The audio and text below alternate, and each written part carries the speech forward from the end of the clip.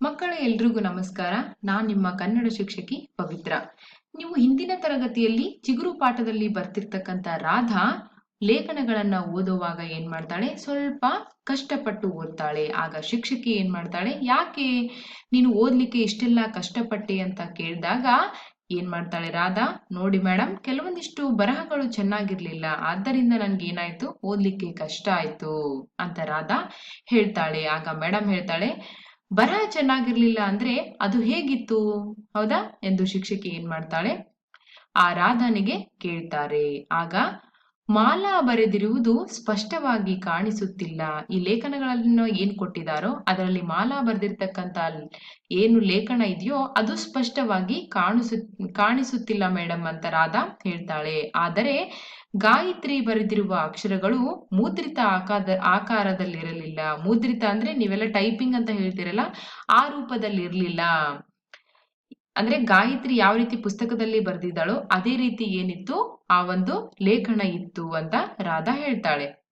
ನಂತರ ಇನ್ನು ಯೂಸೆಫನು ತನ್ನ ಬರಹದಲ್ಲಿ ಪದಗಳ ನಡುವೆ ಸ್ಥಳವನ್ನೇ ಬಿಟ್ಟಿಲ್ಲ. ಇದು ತುಂಬಾನೇ ಮುಖ್ಯ.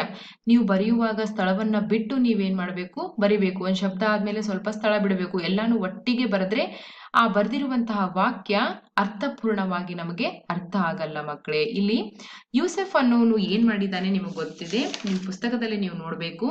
ಮಲಗೂಬ ಮುಂತಾದ ವಿಧಗಳಿವೆ. ಮುಂತಾದ ಸ್ವಲ್ಪ ಅಂದ್ರೆ ಸ್ವಲ್ಪ ಜಾಗ ಬಿಡಬೇಕು, ಆಮೇಲೆ ವಿಧಗಳಿವೆ ಅಂತ ಬರಿಬೇಕು. ಅಂದ್ರೆ ಏನಾಗುತ್ತೆ, ನಮಗೆ ಅರ್ಥ ಆಗತ್ತೆ. ರಾಧಾ ಏನ್ ಹೇಳ್ತಾಳೆ ಇಲ್ಲಿ, ಯೂಸೆಫ್ ಏನ್ ಮಾಡಿದ್ದಾನೆ, ಅವನೇನ್ ಲೇಖನ ಕೊಟ್ಟಿದ್ದಾನೋ ಅದರಲ್ಲಿ ಸ್ಥಳವನ್ನೇ ಬಿಟ್ಟಿಲ್ಲ ಅಂತ ಹೇಳ್ತಾಳೆ.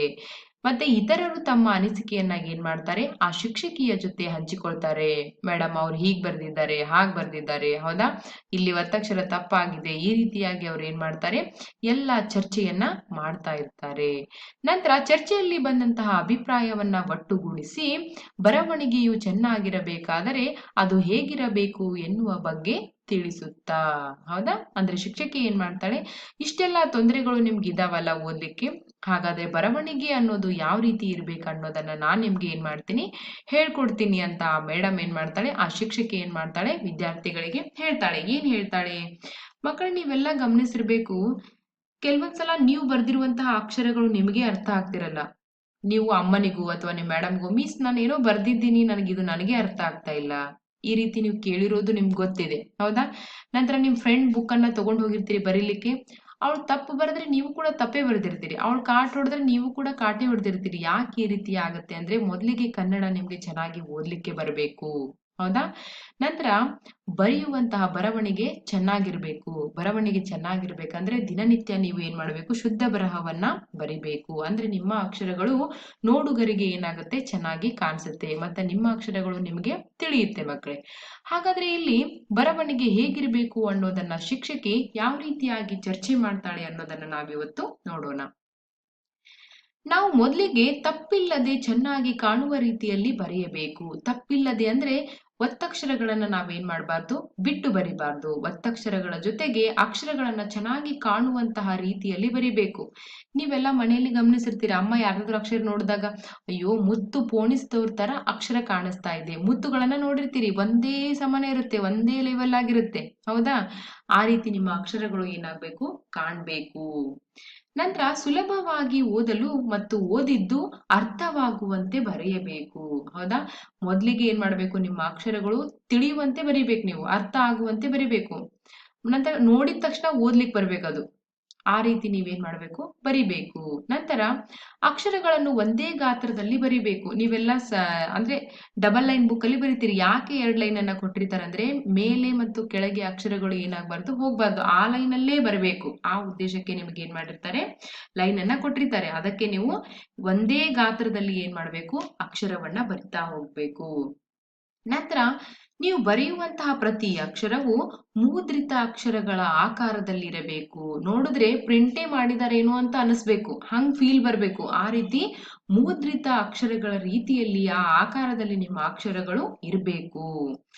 ನಂತರ ಒಂದು ಪದದಲ್ಲಿನ ಅಕ್ಷರಗಳು ಒಂದಕ್ಕೊಂದು ತಾಕದಂತೆ ಹಾಗೂ ನಡುವೆ ಸ್ಥಳ ಬಿಡದಂತೆ ಬರೆಯಬೇಕು. ಮೇಲಿನ ಅಕ್ಷರಗಳು ಮತ್ತೆ ಕೆಳಗಿನ ಅಕ್ಷರಗಳು ಒಂದಕ್ಕೊಂದು ತಾಕಬಾರ್ದು, ಹೌದಾ. ಮೇಲೆ ಒತ್ತು ಕೊಟ್ರೆ ಅದು ಕೆಳಗಿನಕ್ಕೆ ಏನಾಗಿರ್ಬಾರ್ದು, ಅದು ಟಚ್ ಆಗಿರ್ಬಾರ್ದು, ಹೌದಾ? ಆ ರೀತಿ ನೀವು ಏನ್ ಮಾಡ್ಬೇಕು, ಅಕ್ಷರಗಳನ್ನ ಬರಿಬೇಕು. ನಂತರ ಅಕ್ಷರಗಳ ನಡುವೆ ಏನಿರ್ಬೇಕು, ಸ್ಥಳ ಬಿಡದಂತೆ ಬರಿಬೇಕು. ಒಂದ್ ಶಬ್ದ ಅಂದ್ರೆ ಕೂಡಿರ್ಬೇಕು, ಆ ಶಬ್ದ ಕೂಡಿ ಆ ಶಬ್ದವನ್ನ ನೀವು ಬರಿಬೇಕು, ಕೂಡಿಸಿ ಆ ಶಬ್ದವನ್ನ ಬರಿಬೇಕು. ನಂತರ ಪದಗಳನ್ನು ಗುರ್ತಿಸಲು ಸಹಾಯವಾಗುವಂತೆ ಪದಗಳ ನಡುವೆ ಸ್ವಲ್ಪ ಸ್ಥಳವನ್ನು ಬಿಟ್ಟು ಬರೆಯಬೇಕು. ಒಂದ್ ಪದ ನಮಗ್ ಗೊತ್ತಾಗ್ಬೇಕಂದ್ರೆ ಕೆಲವೊಂದಿಷ್ಟು ಸ್ಥಳವನ್ನ ನೀವೇನ್ ಮಾಡ್ಬೇಕು, ಆ ಪದಗಳ ನಡುವೆ ಸ್ಥಳವನ್ನ ಬಿಟ್ಟು ಬರಿತಾ ಹೋಗ್ಬೇಕು. ಒಂದು ಸಾಲಿನ ಅಕ್ಷರಗಳು ಮತ್ತೊಂದು ಸಾಲಿನ ಅಕ್ಷರಗಳಿಗೆ ತಾಗದಂತೆ ಸಾಲುಗಳ ನಡುವೆ ಸೂಕ್ತವಾಗಿರ್ತಕ್ಕಂಥ ಸ್ಥಳವನ್ನ ಬಿಟ್ಟು ಬರೆಯಬೇಕು. ನಾನ್ ನಿಮ್ಗೆ ಆವಾಗ್ಲೇ ಹೇಳ್ದೆ, ಆ ಮೇಲಿನ ಅಕ್ಷರಗಳು ಕೆಳಗಿನ ಅಕ್ಷರಗಳಿಗೆ ತಾಕಬಾರದು. ಹೌದಾ? ತಾಕದ್ರೆ ಎಲ್ಲಾನು ಪುಸ್ತಕ ಏನಾಗುತ್ತೆ, ತುಂಬಾನೇ ಗಲೀಜಾಗಿ ಕಾಣಿಸುತ್ತೆ, ನೋಡಿದ್ರೆ ಓದ್ಬೇಕು ಅಂತ ಅನ್ಸಲ್ಲ. ಹೌದಾ? ಅದಕ್ಕೆ ನೀವೇನ್ ಮಾಡ್ಬೇಕು, ಮೇಲಿನ ಅಕ್ಷರಗಳು ಕೆಳಗಿರ್ತಕ್ಕಂಥ ಅಕ್ಷರಗಳಿಗೆ ತಾಕದಂತೆ ನೀವೇನ್ ಮಾಡ್ಬೇಕು, ಬರಿಬೇಕು. ನಂತರ ಬರೆಯುವಾಗ ಮೇಲೆ ಮತ್ತು ಕೆಳಗಿನ ಸಾಲುಗಳ ನಡುವೆ ಸ್ವಲ್ಪ ಏನ್ ಮಾಡ್ಬೇಕು, ಸೂಕ್ತವಾಗಿರ್ತಕ್ಕಂಥ ಸ್ಥಳವನ್ನ ಬಿಟ್ಟು ಬರೆಯಲಿಕ್ಕೆ ಪ್ರಯತ್ನ ಮಾಡ್ಬೇಕು.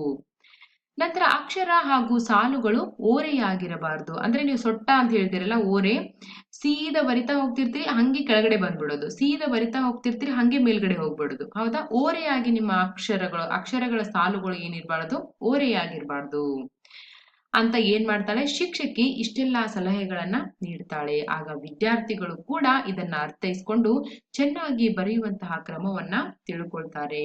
ಈ ಪಾಠವನ್ನ ಕೊಟ್ಟಿರ್ತಕ್ಕಂಥ ಉದ್ದೇಶ ಏನಂದ್ರೆ, ನೀವು ಕೂಡ ಈ ಪಾಠದಲ್ಲಿ ಬರ್ತಕ್ಕಂಥ ಅಕ್ಷರಗಳ ಒಂದು ಜ್ಞಾನ ಏನಿದೆಯೋ ಅದನ್ನ ತಿಳ್ಕೊಂಡು ನೀವು ಕೂಡ ಏನ್ ಮಾಡ್ಬೇಕು, ನಿಮ್ಮ ಕೈ ಬರಹವನ್ನ ಚೆನ್ನಾಗಿ ಬರೆಯಲಿಕ್ಕೆ ಪ್ರಯತ್ನ ಮಾಡಬೇಕು. ನಂತರ ವಾಕ್ಯವನ್ನ ಬರೆಯಲಿಕ್ಕೆ ಪ್ರಯತ್ನ ಮಾಡಬೇಕು. ಇವೆಲ್ಲವೂ ಏನು ಅಂದ್ರೆ ಸೂಚನೆಗಳನ್ನ ಕೊಟ್ಟಿದ್ದಾರೋ ಅವನ್ನೆಲ್ಲ ನೀವೆಲ್ಲ ಏನ್ ಮಾಡ್ಬೇಕು, ಗಮನದಲ್ಲಿಟ್ಕೊಂಡು ಬರೆಯಲಿಕ್ಕೆ ಪ್ರಯತ್ನ ಮಾಡ್ಬೇಕು ಮಕ್ಕಳೇ.